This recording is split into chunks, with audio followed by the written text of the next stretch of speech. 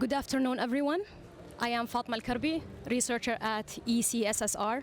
It is a pleasure to welcome you all to our panel discussion titled New Competition, Critical Minerals and Corridor Diplomacy. Note that we have live translation from English to Arabic. You will find them next to your chair. And go for channel 7 to hear us speak in Arabic, or channel 6 to hear the English conversation clearer. Also, please think of any questions that you have. We'll dedicate about 15 minutes at the end for them. I am really eager to bring them to bring your perspectives into our conversation as we go. Dear audience, today's global world order is being reshaped by two sources: the spread of economic corridors and the race for critical minerals. The intensifying rivalry between China and the West, from tariff wars led by President Trump to EU regulations and Chinese embargoes, are redefining economic security while also accelerating and challenging the clean energy transition and the quest for technological dominance. For this session will address four key questions: the role of critical minerals in the competitiveness, risks of concentrated supply chains, the impact of corridor diplomacy, and how cooperation can balance competition with security. Before we begin, let me introduce our distinguished panelists joining us from Italy, India, United States, and Egypt. They bring diverse perspectives and valuable insights from different parts of the world. Perspectives I'm sure will greatly enrich our conversation being held in Abu Dhabi. With us today, Ambassador Francesco Talò, Italy's special envoy for the India, Middle East, Europe Economic Corridor, the famous IMEC. Nicholas Shafer, project lead at the MENA expert at the Atlantic Council, and Mr. Afaq Hussain, director and founder member of the Bureau of Research on Industry and Economic Fundamentals, and Dr. Ahmed, Safty, economic advisor at ECSSR. To keep the conversation flowing, gentlemen, and ensure that everyone has a chance to weigh in, I kindly ask each one of you to keep your initial remarks for about 2 to 3 minutes. Let me start with you, Mr. Ambassador. In what ways might control over international corridors reshape the balance of power and sustainability in international order as competition between the West and China intensifies? Yeah, thank you. Thank you very much for inviting me. It's very nice to be here. Really in the center of so many connections. So in this connectivity hall, we are going to speak about connectivities which are interlinked. And this has very much to do with two things. One which is very somehow solid, materials, minerals, and the other one which is about geography or geography and politics, so geopolitics.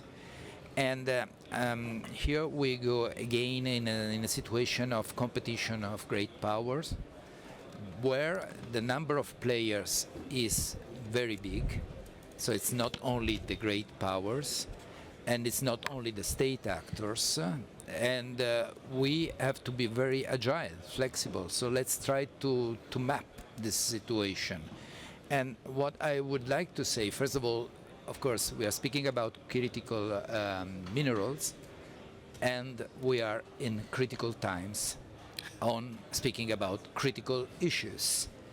And what about the linkages? Well, there are linkages between Alaska and Africa. The Arctic, we are speaking now about scramble for the Arctic, like we used to say the scramble for Africa more than 1 century ago. And also, more and more, the underwater dimension, which means working in order to discover what is under the oceans. It is said that we know better the surface of Mars than what is beneath the oceans. And again, the links between Alaska and the Democratic Republic of Congo, they are connected by critical minerals. Or speaking about routes, the links between Panama, Bab el-Mandeb, Hormuz, Singapore, these are all land or sea choke points, and they are crucial. And speaking about Africa, the need to refocus on Africa. This is what Italy is doing with the Mattei plan. It has been too much forgotten. And so all this is connected. And then we have the big thematic issues. Let's say the three transitions, which are very much the focus now, especially in the European Union. So the energy transition, the environment transition, and the digital transition. They are linked each other, and they have a common denominator, critical minerals. So again, these connections we have. And yet another one, which is maybe a little bit less intuitive, the search of the defense industry linked with the current situation of security, of crisis all around the world. So the surge in the industry, in the defense industry, is also creating more need for critical minerals, and not only in sectors which are rather obvious, like space or cyber, but also on traditional sectors like tanks. Okay. Tanks need special steels, and in order to have the special steels, you have to have alloys using tungsten or manganese. So you see how vast is our program. Yes. So you tackled many topics here. To what extent do you think, Mr. Afaq, that corridors here serve as international stabilizers? Have they achieved that role yet? Or can we say that they will become a venue for zero-sum calculations when talking about this conflict or this competition between China and the West? Thank you, Dr. Fatima, and thank you, ECSSR and AGDA, for having me here. I think corridors, we're still waiting to see that success from these corridors.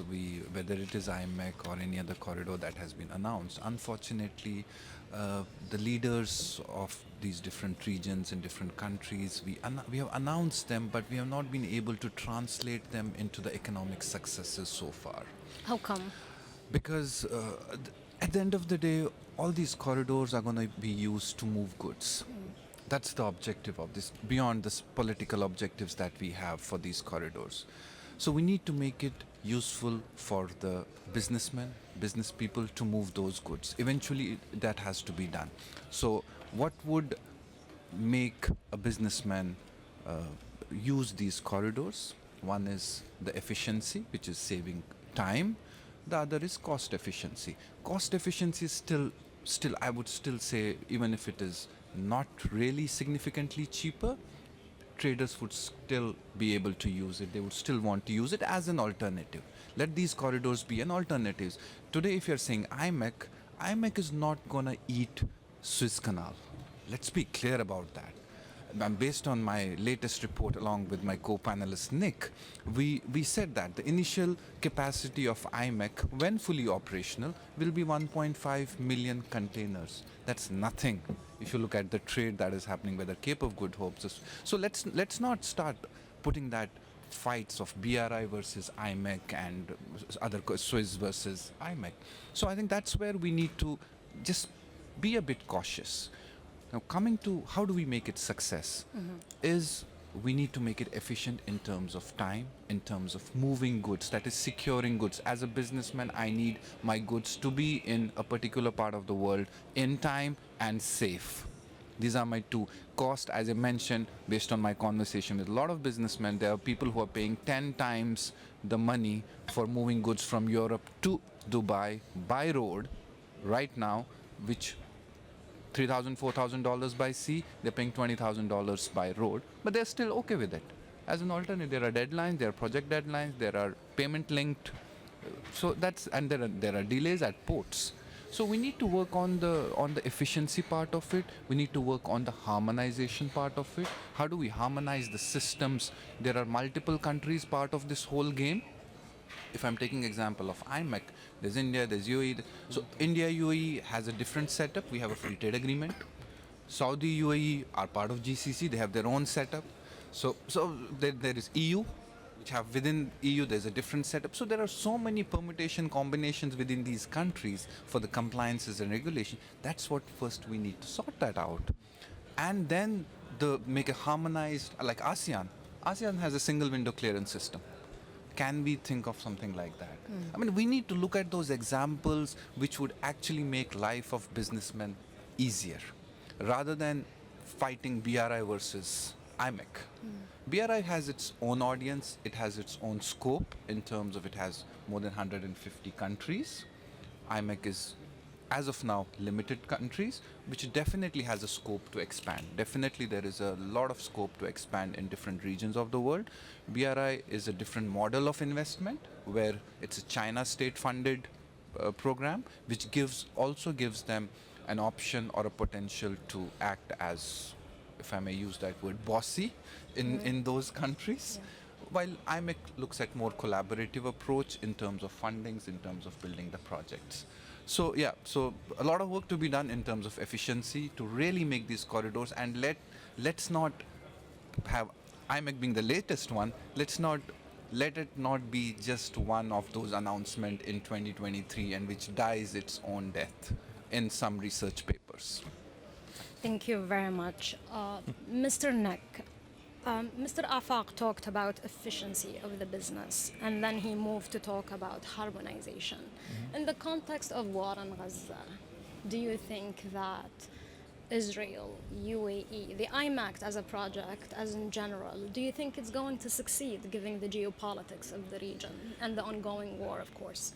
No, of course, and مساء الخير. أنا متحمس جدا هون. I'm very happy to be here today. وشكرا لكم على الفرصة للتواجد معكم. Thank you very much for being here. We look at IMEC. We were actually talking right before, and Ambassador Talò mentioned that he was actually in September 2023. He was at the original IMEC signing in the MOU in Delhi at the G20 summit. And when IMEC started, and when the initiative started, it was started in a very specific political context. It emerged from conversations in the White House with Amos Hochstein, a lot of these other figures in the Biden administration, that emerged very generally out of momentum behind the Abraham Accords, momentum behind Saudi-US normalization that was at that moment just a moment away. Now it's never felt farther. And we look at the news headlines, it's almost impossible to see or think about how we could have IMEC this year or next year. And what our report, what Afaq and I worked on, and our conclusion really is understanding that IMEC is decadal in nature. It is many years. What does that mean? So it's at least 2 decades out. But for the next 5 years, IMEC is a political agenda, a coordinating process, and a path forward. And we're not talking really about having, aside from the trucks and kind of immediate short-term things that we can do, we're talking about the idea of a comprehensive corridor that could facilitate regional integration, that could facilitate, which would require Saudi-Israeli normalization and other political preconditions. We're talking about a pathway that is going to be at least 10, 15 years until that project is ultimately realized, or you have those boots on the ground. The other key thing is when we think about what IMEC is now in 2025 versus where it was in 2023, it's also understanding that there's many routes across the Middle East and across West Asia. In many ways, as the Middle East becomes West Asia again, as it continues to integrate more and more actually with Asian economies and having a new relationship with Europe, there's new possibilities and potential out of Syria, out of Egypt. The Saudis and the Egyptians recently finalized their energy grid interconnection. They're looking at the Straits of Tehran. Syria has also come up as taking lots of FDI and looking at the new government about potentially looking at transit routes to Europe. Actually, the World Bank did feasibility studies in the early 2000s, mid-2000s, before the Thawra, before the Harb al-Mahli, that said that actually the fastest, most efficient route to get rail transportation to Europe is via Syria. So when we talk about updating IMEC and thinking about IMEC in 2025 and the second half of this decade, it's really about thinking how can we lay a roadmap, a coordinating body to be able to find ways to progress that initiative towards a bigger vision of prosperity, integration, etc., while not getting too hung up in the immediate short terms. And this is partly why having the process and the coordinating body, the Sherpa process for IMEC, is really important, because it's where that all the countries that are participating in the corridor can start to set that agenda forward, resolve those tensions, and figure out what the initiative looks like now in the current moment. Okay, since we're still talking IMEC and it's taking place here in the Middle East, Dr. Safty, how should emerging economies and the middle powers like the UAE position themselves in such critical times? Strategically, of course, to benefit from mineral wealth and new trade corridors while mitigating external pressure. Okay, this is a very good question, because right now everybody's talking about competition. Middle powers, I would say, like UAE, has its own strength in the sense that they are not aligned in one camp, so they are not part of the fight. This is one thing. You're saying they're not part of the fight. Okay. They are not part of the fight. This is one thing. This is one important thing. For example, if we take UAE and Saudi Arabia, both of them joined the BRI, and both of them are in IMEC, integral part of IMEC. And in this sense, being not taken aside would help to intermediate, to reduce the frictions, to see the importance of being not competitors, not like having to choose this over that, but to thinking about the ways that you can integrate things together. So this is actually, for me, gives hope for all the projects. As we mentioned, the IMEC maybe initially thought about as sort of competitors for the BRI, but when you think about the position of Saudi Arabia and of UAE, it's not about competition, it's about integration, it's about having alternatives, and those alternatives can lead to opportunities in the future for integration. Okay, as we see, as my friend Nick mentioned, even for IMEC, when you start talking about it, late 2023, the situation in Syria was different, the situation in Egypt is different, the situation in the Red Sea is different, but right now we can see about how it can evolve over time. Maybe within the next couple of decades, we'll see a different IMEC from what's been like being imagined at the first iteration of it during 2023. This is very important for the middle powers, and I'm going to focus on UAE and Saudi Arabia. One important thing, and I'm going to focus mainly on UAE. UAE, for logistics, it's not only about corridors. If you see the investments of UAE in Africa, for example, it was in 2023 the first FDI from commitments to Africa, even greater than China, greater than the US and the European Union. If you think about UAE, thinking about its logistical advantage, okay, they have the infrastructure, you have ports, you have the airports, you have the airlines, you have the companies that manage airports all over. You have Dubai World and you have the Abu Dhabi Ports Group. You have at the same time lots of investments in ports. You have this sort of integrating approach for UAE. So in this sense, taking into account the advantages of having this sort of comprehensive vision of logistics, being able to connect, being able to be part of everything, actually it's a sort of facilitator. So are you saying what Mr. Afaq suggested, that it could bring the sufficiency into the business, the way the UAE or the Gulf model? The UAE's model for logistics, actually, it's remarkably goes well. It's not against anybody. This is the first thing. And you can see that they have, like, for example, for logistics, and I will just give an example of how UAE thinking about this aspect. UAE is expanding its capacity as a logistical hub. They have, again, their companies who are working as a sort of operators for many ports around the world. But one important thing about this, they have also their comprehensive economic partnership agreements. SEPA agreements. CPS. And for SEPA agreements, it's not bilateral agreement as many people think. So if, for example, UAE has an agreement with India, SEPA, which is a flagship for such an agreement, and if you see the increase in trade because of this, is remarkable. But at the same time, they have with Colombia. But it's not centered around UAE. The idea is that, okay, I'm in the middle between India and Colombia. So I can see from both sides what can I intermediate in. I have free trade agreement, not only trade, but investment, procurement, all sort of economic activities in one country, and I have another agreement with another country, and now I can see how I can leverage this to connect both countries.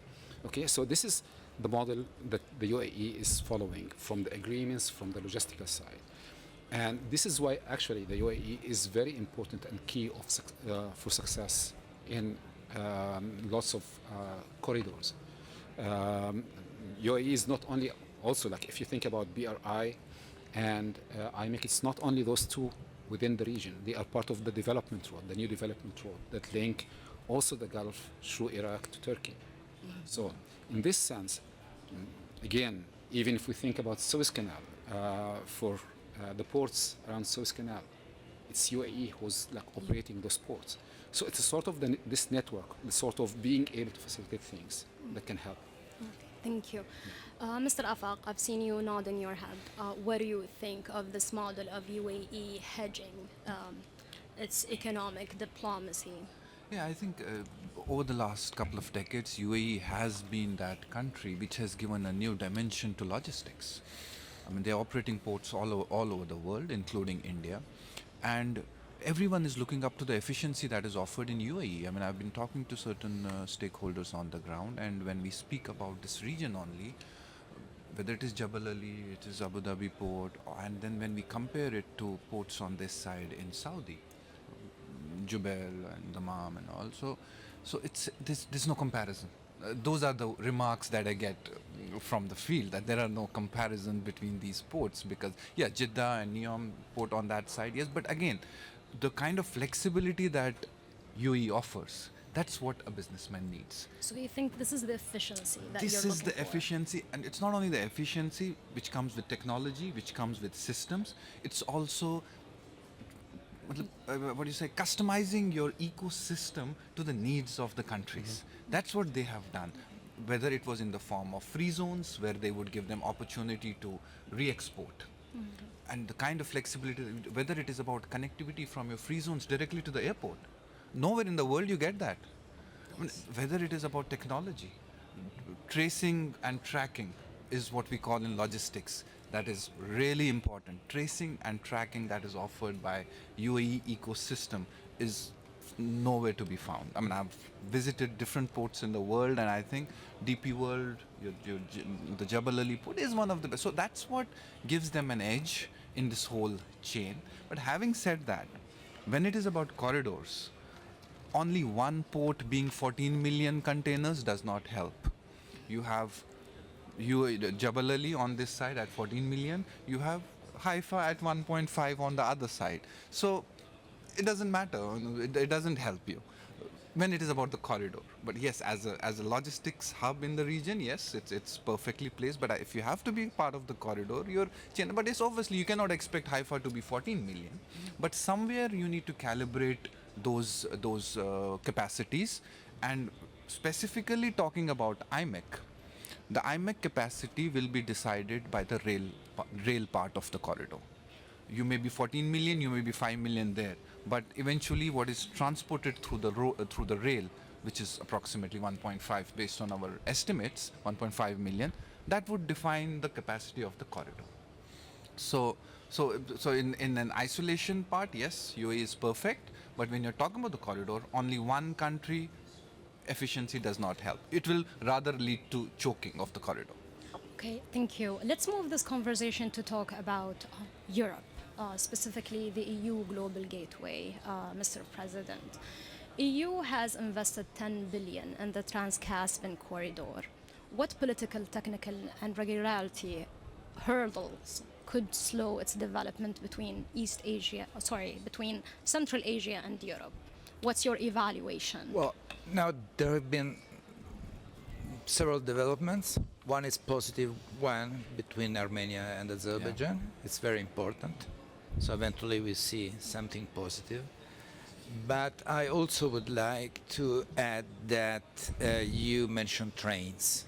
So of course Transcampians and all what is about Central Asia is very much land connections. We have to remember that 90% of transportations is by sea. So by far this is what is really important. So connections by sea. And we have, of course, to integrate the two aspects, so land, sea, and also the different corridors. So I would like to speak much more about networks than corridors. And when we speak about networks, then it's evident that Suez will remain the most important transit of goods between the Indo-Pacific and the Mediterranean. So Suez Canal. Suez Canal. So because it means keeping the goods always on the same ship, and this is much more. So this is cheaper, and of course the quantity of, for instance, containers you can transport with a ship has no comparison with a rail. Then it's important the diversification. So maybe there are goods which a higher added value, which are more convenient to be transported by rail if you need to be quicker, and of course you have the logistics. And this is the case, this could be the case of critical minerals. So you don't use rail for huge quantity goods with low cost, but it can be interesting for smaller goods with high value. And you have to combine all these, and of course you need diversification. So Suez will remain crucial, is the most important, but what if you have a ship interrupting the navigation on the canal? What if you have groups threatening the navigation in Bab el-Mandeb? The more you have, the better. So IMEC is another option, and this is also why we should not speak in terms of IMEC versus BRI. We are not doing something against anyone else. We are doing something for ourselves. And this is the advantage also of IMEC, being a smaller group without a leader, with few countries with common interests who are working for their own interests and the interests of other countries around, which could join or in any case could partner, like Egypt. Oman is another possible one. Let's say many in the Mediterranean, European countries, starting with Greece and Cyprus. We can work all together. Certainly in Europe, we are working as Team Europe. So, of course, there are market competitions between, for instance, Trieste and Marseille. The market will decide. But 90% of our interests are common. Got you. Thank you very much. So we're still talking about Europe, Mr. Nick. The US and the EU are relatively late corridor in diplomacy. I mean, they're relatively newcomers to the corridor diplomacy compared to China, BRI, and the INSTC, the South and North corridor, that linking India to Russia. We saw this with Trump's peace corridor agreement that happened between Azerbaijan and Armenia, and the EU's Global Gateway program in Africa. Why are they acting now? Is it driven more by economics or geopolitics? And what challenges does their late entry create to China and previous corridor giants? So I think the way that I would start, the way I think about this, is that BRI represented the first wave of a Chinese foreign policy, which was reading the tea leaves of what was going to happen, the trend line in Africa and Central Asia, the push to think about connectivity as a foreign policy.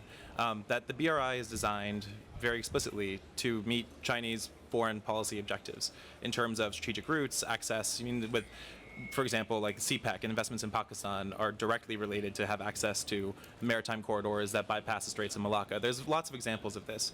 But the new wave that we're currently living in with IMEC, with the Eurasian corridors, Iraq Development Road, they represent a different thing, which is a middle power, locally driven return of Eurasia as a functional unit in geopolitics, where you're suddenly saying is like, how do we link our maritime hubs in the from the Indian Ocean, the Arabian Sea to Europe? And you're seeing why there's a reason why things like IMEC, Iraq Development Road, are very popular in the UAE and in India.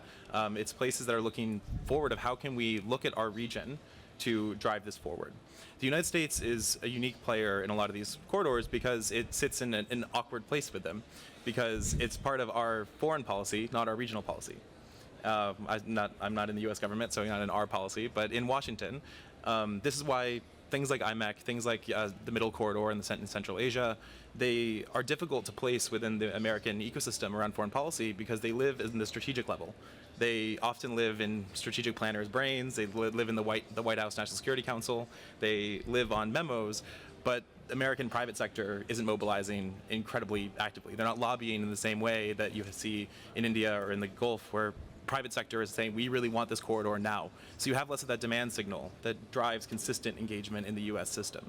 And so I think partly, frankly, why you're seeing the Trump resolution, the peace corridor. The peace corridor in Armenia and Azerbaijan, I mean, it's in the name. A lot of it's also about the politics of how do you have a president like Donald Trump, who has a very specific style of foreign policy, of how he drives his agenda forward. I would really understand American engagements, at least in the near term, in the next kind of few years, really through that lens of understanding where is that deal and branding kind of being offered. In terms of the Middle Corridor, and to bring it back to critical minerals, there's a very, very specific interest in Central Asia for this administration, which has been longstanding and bipartisan in the United States, and looking at Central Asia, specifically Kazakhstan and Uzbekistan, and looking at engaging in mining activities there and thinking about ways that the U.S. can kind of offer compelling investment opportunities. In the United States, PGI, so in this administration, PGI and Brett Perlman. What is PGI? Partnerships for Global Investment. Infrastructure. Yeah, PGI, PGII, both. So the G7 investment mechanism. So within this administration, actually just a few weeks ago, about a month ago, Brett Perlman was just recently confirmed as the new director in the State Department for the PGI office, which was a really big sign of endorsement of PGI and also the G7 process within Washington. And so I think a lot of the discussion is that PGI is likely to be a primary venue for the United States to look at investments in certain corridors, which could cover the Middle Corridor. It could include IMEC, as well as various other initiatives that the U.S. are party to. Oh, thank you. So with what you've mentioned about American initiatives in the corridor department, I'll move to Mr. Afaq. Now, with the U.S. and EU corridor coordinated to limit China's influence, we see this in Italy leaving the BRI in 2023, and then Angola's Libido's corridor and directing more toward their Western partners or allies. How will China adapt its global strategy, and what does this mean for Africa and Europe? See, I think China, it's been 10 years of BRI now. And China has been very effectively building those projects, whether it was port projects, rail projects, and as far as the numbers are concerned, I'm going by the numbers, there has been an increase in trade with the BRI partners. I think 15 to 20% is the jump that has happened by 2022 or 2023 in the trade with BRI partners. And effectively, while these investment projects have been done in these BRI countries, the supply chains have been created around that. So they have a model where the deep engagement exists. And when you're talking about certain countries moving out of BRI, which is more of a geopolitical decisions moving out of BRI. So you don't think they're white elephant or dead trap? This is the discussion. No, yeah, I mean, we have all been talking about Hambantota as one of the debt project. We have all been talking about CPEC being a future debt project. But I would see there would be hundreds of projects that are part of BRI, and some of them are going to fail. And it won't be 100% success record. And also the challenge with Chinese projects is that you don't get the reality also in public domain. You would not know whether Hambantota actually is there. There would be perceptions, there would be opinions being said based on certain things, but the real picture doesn't come out. So I personally don't believe that all Chinese projects are dead projects. There are some really success. You have the railway link from China to Europe, handling millions of containers, and in Germany we have one terminal handling 30% of that. So and also it has given the countries along the corridor, in particularly in that railway corridor, have also improved economically. So you have, depending upon which side of the table you are sitting, you can judge projects of China.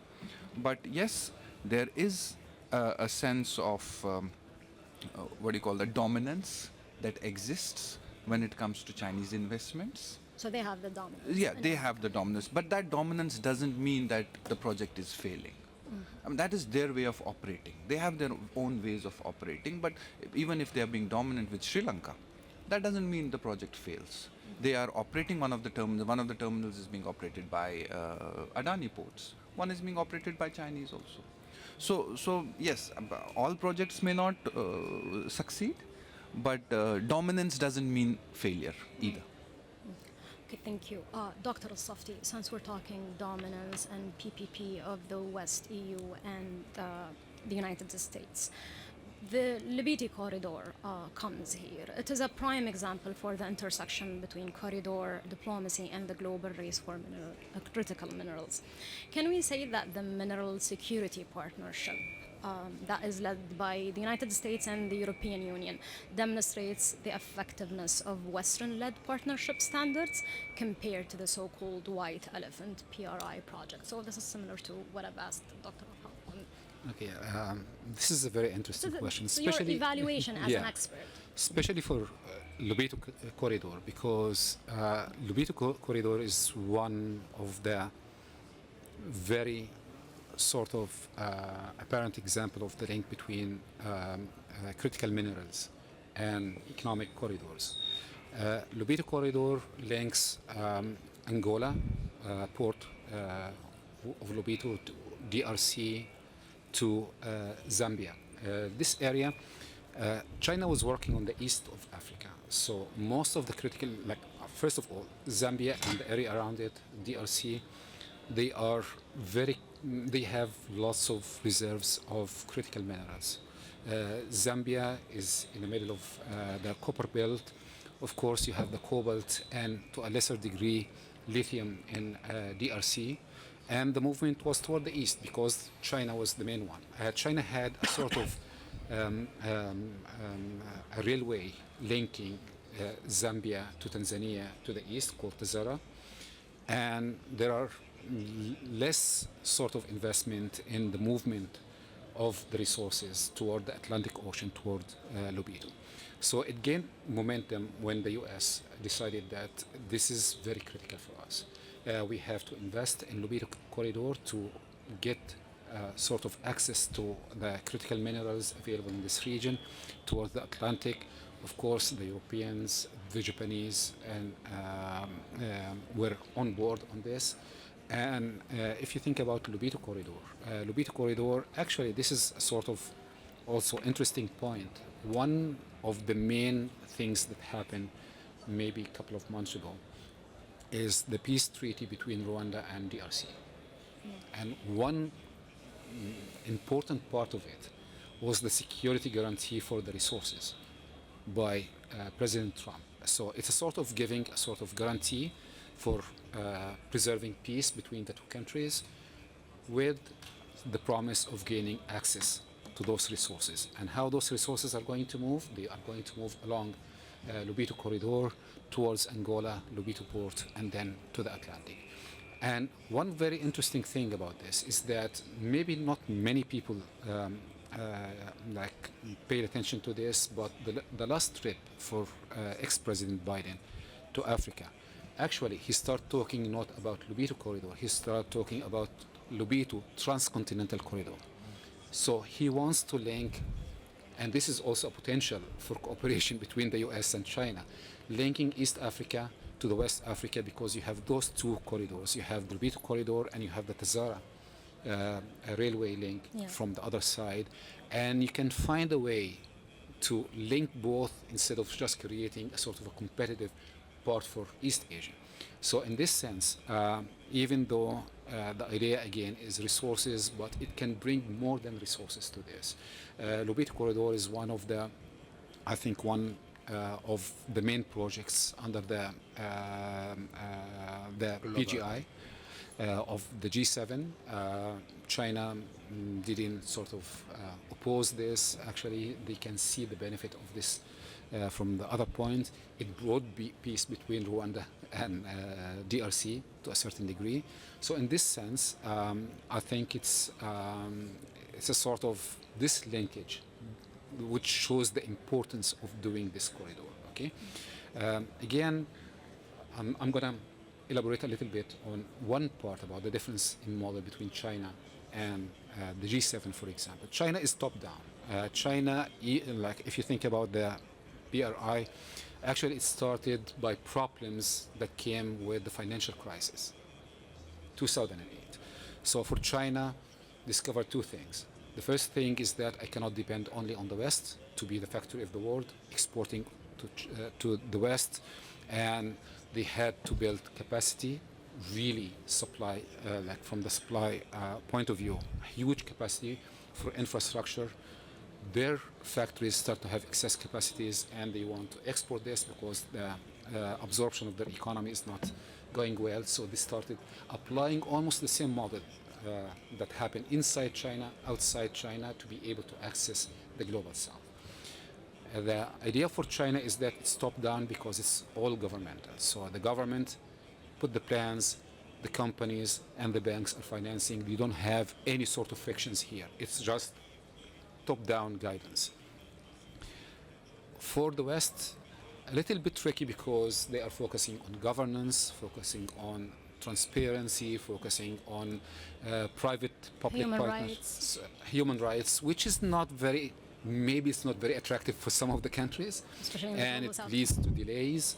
Who are the private sector that are going to be on board here? At the same time, China's model is evolving because right now they started to think about the problems that they faced from the debt trap and so on. So we saw the initiative with Africa of debt restructuring for many countries.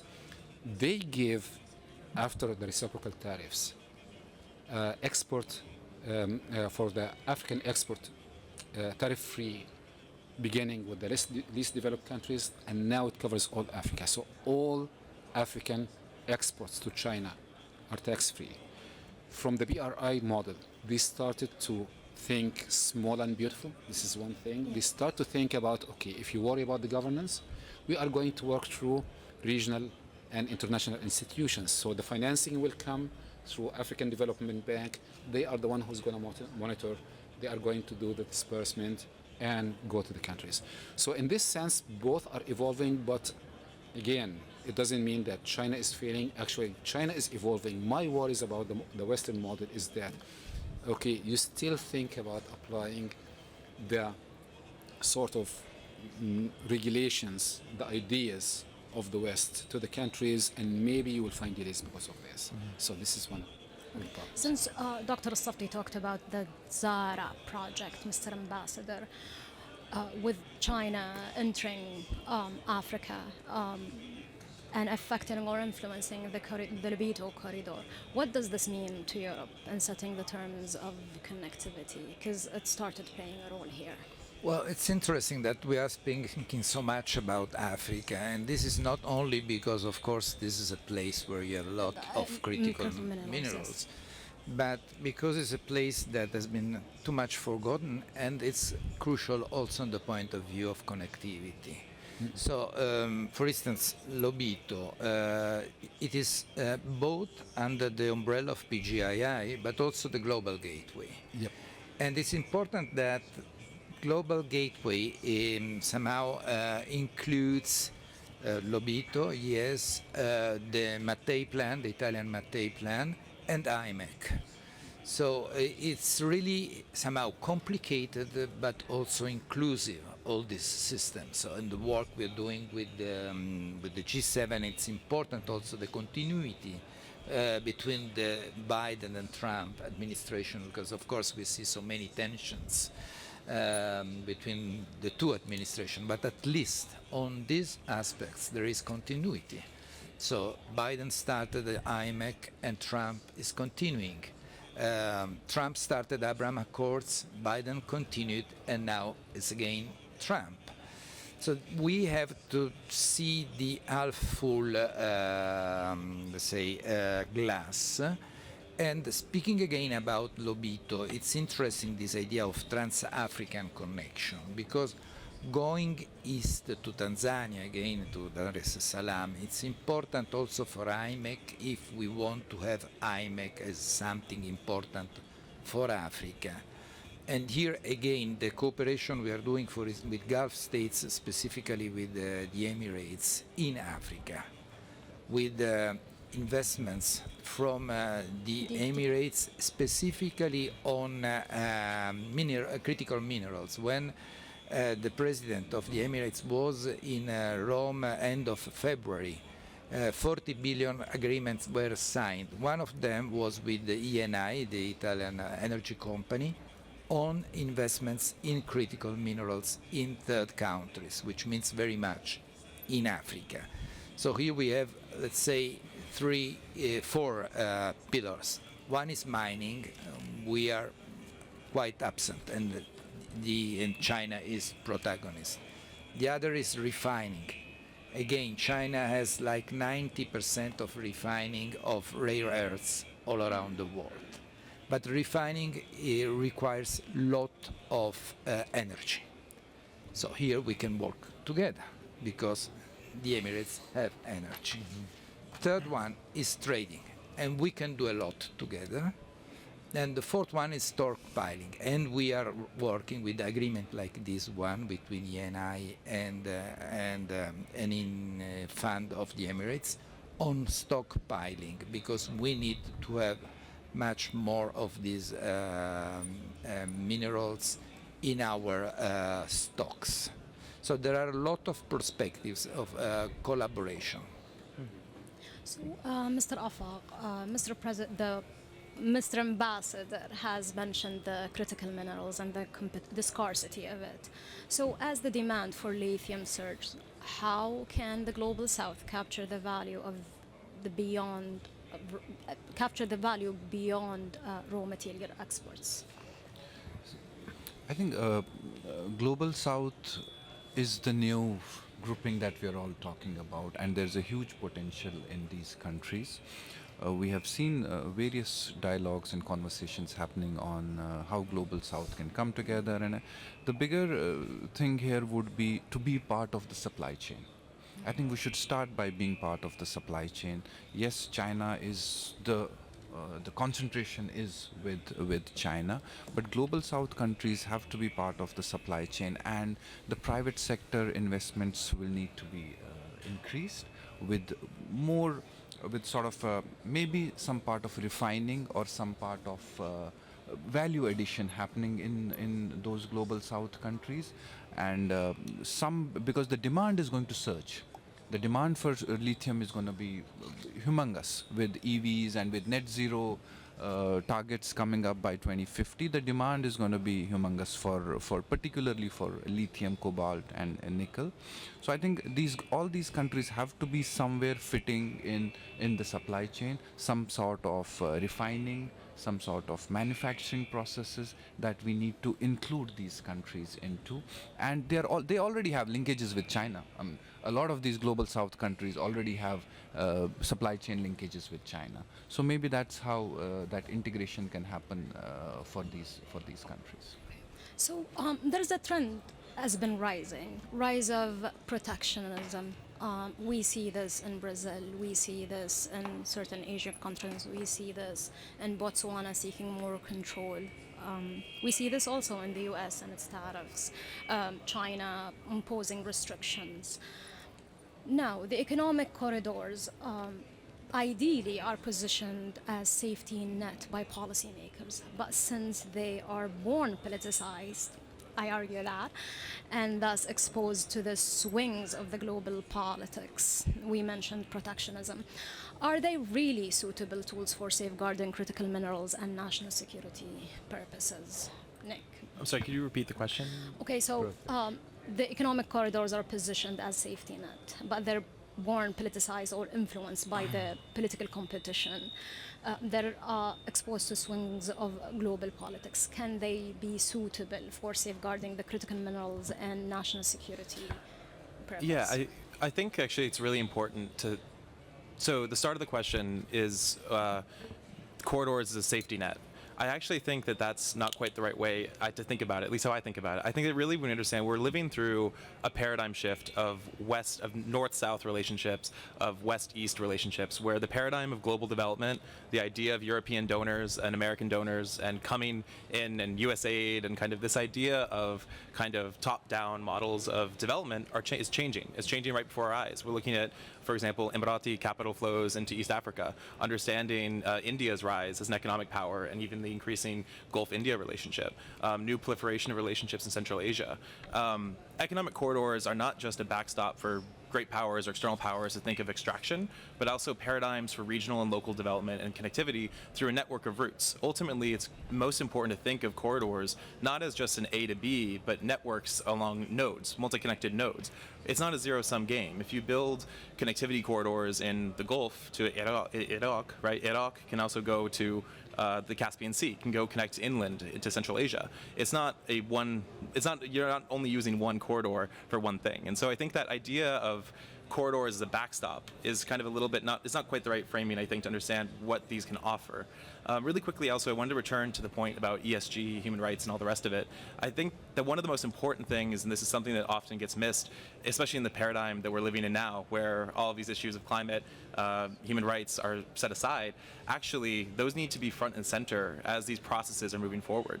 One of the structural challenges with IMEC, as the opening question is like it didn't necessarily provide a mechanism for addressing the issue of Palestine, Palestinian statehood, and having a political process which can deliver the political condition that's needed to make the corridor reality. And so one of the lessons from 2023 to 2025 on IMEC is actually you really need to center those issues front and center. For example, with the peace deal you mentioned before, with DRC and Rwanda, that's already starting to break down. And so the question is, how can you achieve conditions for human dignity, economic empowerment that can also align with the supply chain requirements, but also not kind of resort back to an extraction-only paradigm that we lived through in the 20th century.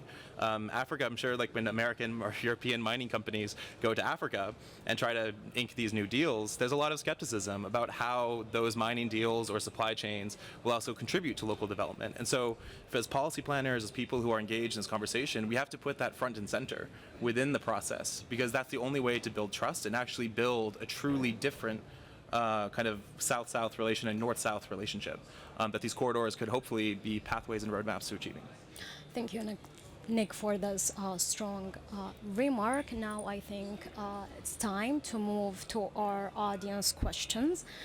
Please check the screen and scan the code, and then select the session titled A New Competition, Critical Minerals and Corridor Diplomacy, and write me down your question. Okay, so I'll start with the first question. I'll start with Mr. Afaq. Do you think that IMEC can survive the current challenges, mainly the declining prospects of Saudi-Israeli normalization and the rift of U.S.-India ties? Yes, U.S.-India ties. Yeah. I mean, if you look at practically, U.S. is not part of the, in physical, if you look at the corridor, U.S. is not part of it. I mean, it ends in the Europe. Yes, it is U.S. backed. Definitely the present situation will have some impact. But I think more important than India-U.S. is the Saudi-Israel relations. That's going to be a bigger impediment to this corridor reality, and that somehow needs to be looped into, checked into, and US can play a role in that. Maybe US Saudi need to sit together and try to come out with a plan for ceasefire first, and then a Gaza reconstruction roadmap, which would probably which would maybe nudge Saudi to officially start some conversations on this corridor. But India-US may not have much of an impact, India-US relations, because we know even the tariffs and all going on. One day we have one tweet, and next day we had a really friendly exchange of tweets between President Trump and Prime Minister Modi. So it won't take time to change. So I think it's the Saudi Israel which is the roadblock right now. I mean, that's a bigger roadblock. Do you agree? Is it the Saudis and the Israelis? So I think, again, in the beginning comment, my opening remarks, I mentioned both Egypt and Syria. I think that when we talk about IMEC, it's important to recognize that IMEC is really three pillars: trade logistics is a trade corridor, energy markets, energy integration, and digital transformation. Those three pillars, each of them require different levels of political integration and take different routes. And so as we're talking about these roadblocks and the challenge of and lack of immediate normalization deal between Saudi and Israel, there's a lot that can still be done. And I think that's why having a long-term future of understanding there's a immediate Sherpa coordination process that's going to build towards a 5-10 year horizon, which is consistent even with what the Saudis have said too, is kind of that they want to continue to normalize with Israel. It's been on the record in media and everything else in the last year or two that still is a latent priority. And there's still the same reasons why the Abraham Accords were signed. That kind of drove that integration, is going to continue to drive that integration. It's a question of when, not if. And so because when, not if, then IMEC is, of course, going to be around. Now, could it be rebranded to become the Golden Road? Could it be rebranded to become another initiative that will come back in 10 years and we'll be talking about the same thing? That's possible, but hopefully not. And thankful to the ambassador and everybody else who is his counterparts working on IMEC, that they're trying to make this a reality today. Mr. Ambassador, there's a question that says or asks, there is no central authority governing critical minerals globally.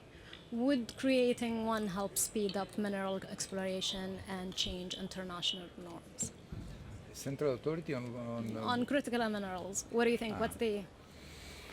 Well, can we create one? Can we? I don't see something close, but maybe in, let's say, in a smaller circle, one can do something. Taking the example of what in Europe has been done at the end of World War II, for steel and coal, which were critical minerals at that time for the reconstruction. And we created a community to deal with these minerals among countries which were fighting each other a few months before. So it would be possible in a small group of countries. So, for instance, why not among the IMEC countries? But I think it's important to keep this long-term approach you recommended, Nick, and I thank you for your trust. We have to work, let's say, with progressive lens. Have a short-term approach with business, trying to take the low-hanging fruits, maybe not necessarily on the classic route, on the classic corridor. So if we are not ready between Saudi and Israel, let's work, and a lot has been already done between India and the Gulf, and maybe between Europe, Israel, and Jordan. Let's start to raise the attention on the potential of what is called the triangle of peace between Jordan, Palestine, and Israel, thanks to economic opportunities.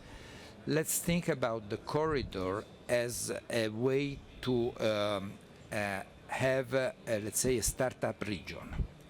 This is something I spoke about this several times with President Perez. Now, he has been considered the father of the startup nation, but he was aware that you cannot have a startup nation in a very divisible region with countries which have big economic problems where you don't have good relations with. So we have to build a startup region. This is our approach in a very pragmatic way. Dr. Safty, how does the growing competition on EVs, batteries, impact the mineral accessibility, especially with the rise of protectionism? Short. Okay. Of course, EVs, maybe there is a slowdown of EVs right now, but definitely it's the future. And the major thing about the EVs, even the most pricey thing, is the batteries. Okay? So you have critical minerals, which is very important for batteries themselves, like lithium, for example. Okay. And at the same time, you have the sort of the energy storage facilities, the connectivity and things like that, which again is part of the critical mineral and the competition about critical minerals. China, the main thing is not only the EVs, it's the whole way that the world is moving ahead. And again, I think Nick is the one who mentioned, or His Excellency the Ambassador, who mentioned that there are interlinkage between the three areas, the green, like having green energy, you have the advanced technologies, and the idea of national security and the competition there. So all three are integrated together, and all of them creating demand for critical minerals. It's not only the EVs, but the whole system. If you look at the coming 10 years, 20 years, the demand for energy will increase. The demand for manufacturing, for EVs and so on, for energy storage is going to increase. All of this are creating maybe a fourfold increase in the demand for critical minerals within the next, I think, till 2050, something like that. So this is very important. Mr. Afaq, with the rise of protectionism, what will happen to the liberal world order, interdependence, free market? Where are we headed?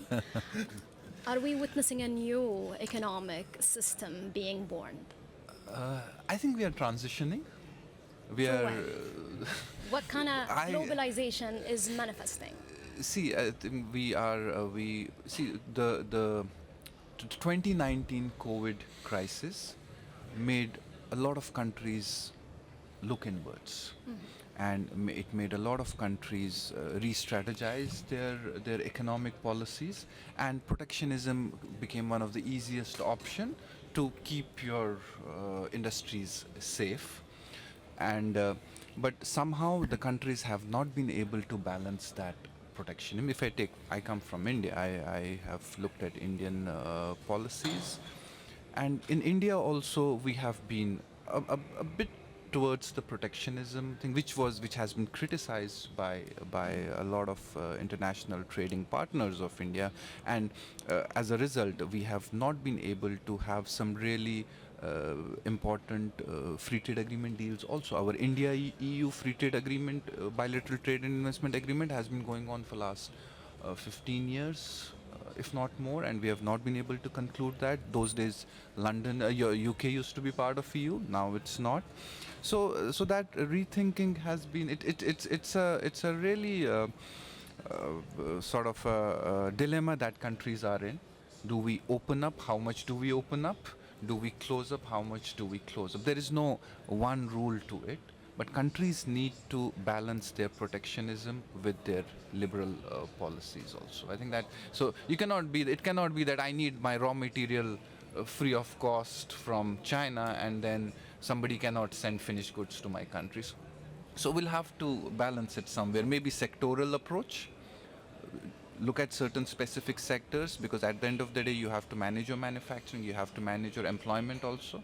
Maybe sectoral approach could be one, regional approach could be another one, partnerships with within different regions could be a way forward. I think that's how we need to move forward as far as the production is concerned. So the world is transitioning. Such an interesting discussion, everybody. Thank you to each of our esteemed panelists and our engaged audience for the vital roles you have played in today's session. Our panel explored the intersection between corridor infrastructure, diplomacy, and the race for critical minerals, highlighting their impact on regional integration, global supply chain, and sustainable development. As we conclude today's session, I hope the rich discussion has inspired all of us to continue engaging with these critical issues. I very much look forward to your participation in our future events and continuing this important conversation together. The session has ended. Thank you. Thank you. Thank you. Thank you.